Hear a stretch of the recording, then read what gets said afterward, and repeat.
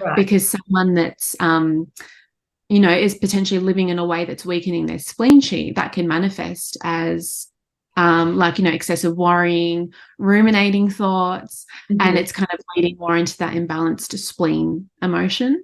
Yeah. And then, so if we talk about things that can weaken the spleen chi, it's diet is a huge one. So from a Chinese medicine perspective, the spleen really loves warmth and it loves being able to digest easily. And Mhm. so when we're getting lots of hard to digest foods, lots of cold foods, lots of raw foods, or even just eating at irregular times, we could be eating, quite good nutritious foods, but we might be skipping brekkie. Yeah. We might be skipping lunch, we might be skipping dinner. Having that irregularity in the actual timing of your meals can also weaken the spleen. Mhm. And that's when we can kind of, touch on things like fasting, which can be, quite problematic for a lot of women in their cycles.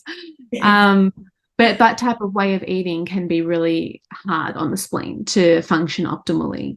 And then, things like, excessive dairy. Some people do great with dairy, but if it's like excessive dairy, lots of fried, greasy foods, lots of overly processed foods, that can really weaken the spleen energy. And then it just makes it harder for it to do its job. So things start to slow down. Yeah. Yeah. And then that's when we get the bloating. That's when we can get fluid accumulation, water retention, things like that.